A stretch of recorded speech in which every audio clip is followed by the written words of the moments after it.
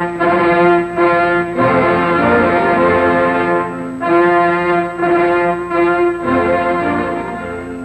another presidential election approaches, a Roman Catholic priest, for the first time in American history, is seriously involved in national politics. Some are unpopular, but God hates the hypocrite.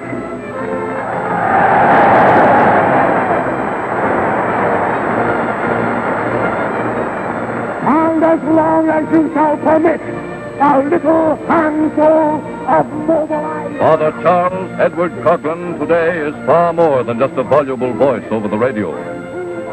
At his shrine of the Little Flower near Detroit converge elements of a mighty political power. A power that grows with every name added to the 12 million already in his letter files. With every handshake that adds another individual to his colossal following, which he has welded into the most potent political lobby this country has ever known. The single-voiced National Union for Social Justice.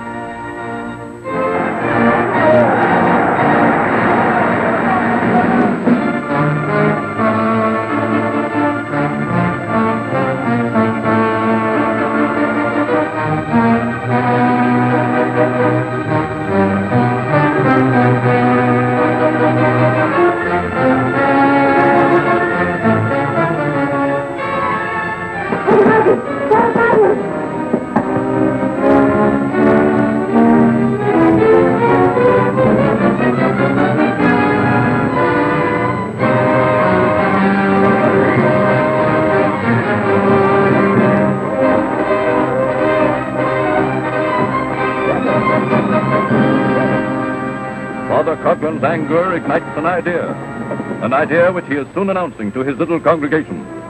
To combat bigotry and intolerance, he will broadcast his sermons by radio. Out from Royal Oak goes a voice that takes the radio public by storm. Soon the priest is preaching to untold millions in the name of shy, simple St. Therese. A few years later, over a cornerstone shipped from the Holy Land, rises a new church, dedicated by Father Coughlin's sympathetic superior, Bishop Gallagher. A pretentious $1 million church paid for by his radio audience. A shrine to the Little Flower of Jesus. Father Coughlin becomes a full-fledged national character. His secretarial staff looks like big business.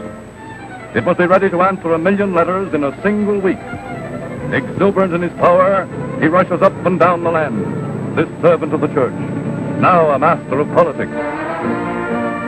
Al Smith, the country's leading Catholic layman, is one of the first to stagger under the impact of Father Coughlin's muscular eloquence. Senators, amazed by his influence, uneasily watch the newspapers.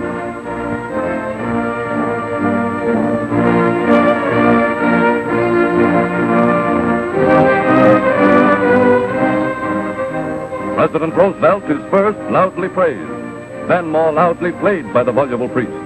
Publisher William Randolph Hearst, keen student of mob psychology, calls Father Coughlin to his ranch in California to look him over.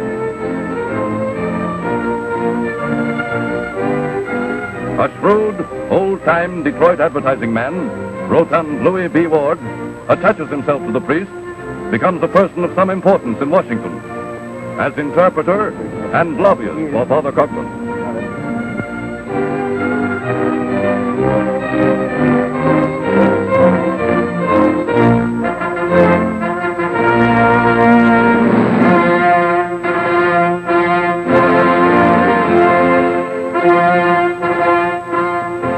In Boston, revered old Cardinal O'Connell contemptuously refers to the Coughlin speeches as hysterical addresses and demagogic stuff.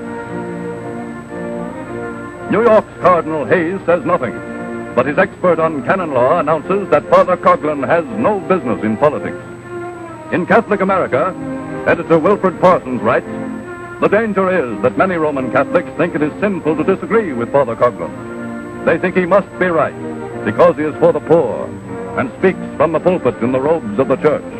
But in the Roman Catholic Church, a priest is answerable only to his immediate superior. And Father Coughlin's superior is his staunchest ally, 68-year-old Bishop Gallagher." Father Coughlin has faced no heresy. I shall not interfere. Until a lawful superior rules otherwise, I stand steadfastly behind this priest. Only lawful superior to Bishop Gallagher is in the Vatican. Queries there about Father Coughlin bring no response. But from Monsignor Amleto Cicognani, personal representative of the Pope in America, comes the statement, what the Holy Father teaches, Father Coughlin preaches. But the Roman Catholic Church is a very careful church, and able priests who become too conspicuous are sometimes made bishops in faraway places.